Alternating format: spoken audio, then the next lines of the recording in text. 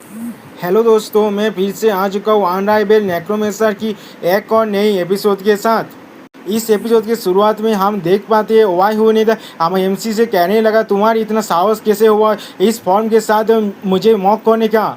और फिर अपने पावरों को अपने हाथों में इकट्ठे करने के बाद एमसी की तरफ छोड़ दिया। लेकिन अगले सीन में हम देख पाते हैं एमसी ने बस अपने एक ही पांच से उस पावर को रिप्लेस कर दिया और वाई हु से कहा इसका कोई चांस भी नहीं है। ये देखने के बाद वाई हु अपने चौंकते हुए अपने मन में कहने लगा, इसने मेरे डिवाइन पावर को इतनी आसानी से ब्लॉक कर लिया। इसका मतलब उसका डिवाइन पावर मेरे पावर को राइवल करता है। अभी हमें दिखाया था एमसी का और एक कूल लुक। एमसी हंसते हुए उससे कहने लगा, सिर्फ एक ब्लॉक से आप इतना ज़्यादा खुश मत, इतना चौक मत हो। और फिर एमसी अपने हाथों के अंदर से डेमोनिक पावर को अनलिश करने लगा। फिर एमसी ने मिराई ट्रांसफॉर्म प्राइमोर्डियल केओस से आतिवेद को इस्तेमाल करने लगा। और फिर अगले सीन में एमसी उस हथियार को इस्तेमाल करते हुए वाई हु से कहने लगा, क्योंकि इस बार तुम्हारे घर को मैं अब काटने वाला हूँ। उस हथियार को अपनी तरफ आते हुए देखने के बाद वाई हु ने गुस्से में एमसी से कहने लगा, तुम सिर्फ एक मेयर इंसेक्ट हो। और फिर अपने हाथ से एक जोरदार पांच बना पर उस हथियार को मारने लगा। उसके वजह से वहाँ से बहुत ज़्यादा लाइट निकलने लगा। देखने के बाद एमसी के बाकी सारे दोस्तों कहने लगा कि वो वाई हु से फाइट कर रहा है, क्या वो जीत सकता है। इसी बात एमसी का ओनिगाल कहने लगा, ओरा बेनी, उससे हारना मत, ओरा बेनी। और फिर हम देख पाते एमसी अपने डेमोनी पावर को भी अनलिश कर रहा है, जिसके वजह से एमसी के मुंह से खून निकल रहा था। लेकिन एमसी गुस्से में और ज्यादा पावर को अनलिश करने लगा, इसके वजह से वाई हु का हाथ अब टूटने लगा। और फिर अगले सीन में हम देख पाते हैं उस हथियार ने वाई हु के पूरे हाथ को उसके बॉडी से अलग कर दिया है। देखने के बाद वाई हु खुद अपने मन में सोचने लगा, मैं एक गॉड हूँ जिसके अंदर डिवाइन पावर इस टावर से भी ज़्यादा है। क्या इसका मतलब वो मेरे जितना ही डिवाइन पावर को यूज कर सकता है और जो डेमोनिक पावर को भी, वो भी सेम टाइम में। फिर अगले सीन में हम देख पाते हैं एमसी बहुत ज़्यादा हंसने लगा। अब वाई वो गुस्से में चिल्लाने लगा, ऐसा नहीं हो सकता, मैं एक गॉड हूँ और मैं इस टावर का मास्टर भी हूँ, ऐसा किस तरह से हो सकता है। और फिर हमें दिखाई दे वाई हु के फिंगर के अंदर से 9 स्टार का एक मेंबर बाहर निकलने लगा। और फिर वाई हु कहने लगा, किसी भी ह्यूमन मुझे सरप्राइज नहीं कर सकता। अब वाई हु के बॉडी के अंदर से बहुत सारे एंजल बाहर निकलने लगा। तो एमसी गोल्ड टोन में वाई हु से कहने लगा, नहीं, तुम कोई गॉड नहीं हो, तुम सिर्फ एक कावर्ड हो जो दौड़ता है उनसे जो तुम्हें सरपास कर सकता है।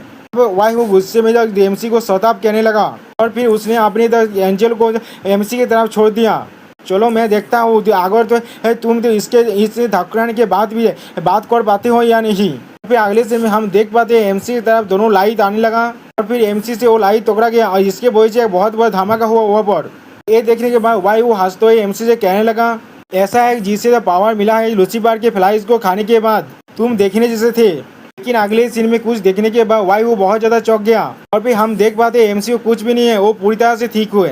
और उसके बाद एमसी अपना मास्क को पहनते हुए वाई हु से कहने लगा, लेकिन वो लोग तुम्हारी तारीफ जिन्हें तुम फ्लाइज कह रहे हो, उनके पास तुमसे बहुत ज्यादा करेज था। ये सुनने के बाद वाई हु एमसी से गुस्से में कहने लगा, तुम इम्प्रूडेंट बास्टार्ड।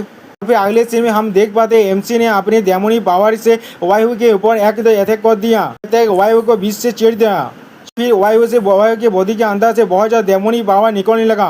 और फिर हमें दोनों सिस्टम प्लान को दिखाया जाता है, जहाँ पर वाई हु किसी से पूछ रहा है, क्या तुम यहाँ पर मुझ पर हंसने के लिए सिर्फ आए हो। बाल उससे कहने लगा, हाँ, जैसा उसने कहा तुम एक कारद हो, या तो भी तुम्हारे पास इतना ज़्यादा इवेंस पावर था, तुम उन्हें क्रैश करते थे जिनके पास पोटेंशियल था और तुमने उससे भी क्रैश करने की कोशिश किया। तो दोस्तों यहाँ पर वाई हु के किए हुए सारे कारनामे के बारे में हमें दिखाया जाता है, जैसे कि ओरापोनी द विलेज को पूरी तरह रिश्ते कर देना एंड गोल्ड रिच के फैमिली को रिश्ते कर देना, एमसी को बिक्री करना और एक्सेट्रा। हमेशा दौड़ते हुए और दूसरों को क्रैश करते हुए जिनके पास गिफ्ट था, यही तुम्हारे हारने का वजह बना वाई हु। अब वाई हु डेमिट कहने लगा और उसके साथ ही उसका सिस्टम प्ले पूरी तरह से टूटने लगा। फिर अगले सीन में उसका सिस्टम प्ले पूरी टूट गया। हम देख पाते वाई हु के बॉडी अब धीरे धीरे गायब होने लगा। वाई हु गुस्से में एमसी से कहने लगा, नहीं, ऐसा नहीं हो सकता, मैं इस टावर का मास्टर हूँ। लेकिन एमसी ने फिर से उस पर अपने डेमोनिक पावर से अटैक कर दिया। और फिर अगले सीन में हम देख पाते वाई हु के बॉडी अब गायब होने लगा। और फिर आखिर में वाई हु का बॉडी पूरी तरह से गायब हो गया। अब एमसी अपने नॉर्मल ह्यूमन फॉर्म में आ गया और अपने मन में कहने लगा, ये पावर जिसे मेरे बॉडी विथस्टैंड नहीं कर पा रहा था, वो अब गायब हो रहा है। अब एमसी पीछे देखते हुए किसी से कहने लगा, इतना काफी था, सही कहा ना, मैंने तुम लोगों का बदला ले लिया। और फिर हम देख पाते एमसी के पीछे सारे विंगलेस एंजल खड़े हुए हैं और फिर उन लोगों का सोल धीरे धीरे गायब होने लगा। इसमें एमसी को एक झटका लगा और उसके बाद एमसी अपने मन में कहने लगा मैं अपने लिमिट पर पहुंच चुका हूँ। और फिर एमसी आसमान से नीचे गिरने लगा। उसी बॉय ओनिगल आकर एमसी को पकड़ लिया और एमसी को गिरने से बचा लिया। फिर हम देख पाते वो एमसी को ओराबिनी कह रहा था और एमसी का आगे धीरे धीरे खुलने लगा। ओराबिनी क्या तुम जाग चुके हो? उस ओनिगल ने एमसी से पूछा। और फिर एमसी के सामने एमसी के सारे दोस्तों को हम लोग खड़े होते हुए देखते हैं। अब एमसी उनसे पूछने लगा तुम सब ठीक हो ना? एक अच्छा रिलीफ है। ये कहने के बाद एमसी फिर से मूर्छा गया। देखने के बाद एमसी के सारे दोस्त एमसी के लिए परेशान होकर कहने लगा यहाँ पर क्या हो रहा है? चाह जी होगा आप जाग जाओ। तो उस ओनिगल ने कहा था ओराबिनी अपने आंखें को खुलो। और फिर हमें एक मास बाद का सीन दिखाया जाता है। और फिर हमें बताया था काइन ने होली किंगडम के जिन बेसेस को सोल्व कर दिया था वो सारे बेसेस हेवन डिफाइंस का जो अंदर पोपाती बन गया जो अंदर गोल्डरिच मैनेजमेंट उनके लीडर को खोने के बाद 4 रॉयल्टीज के बीच में नाना तरह की कॉन्फ्लिक्ट होने लगा।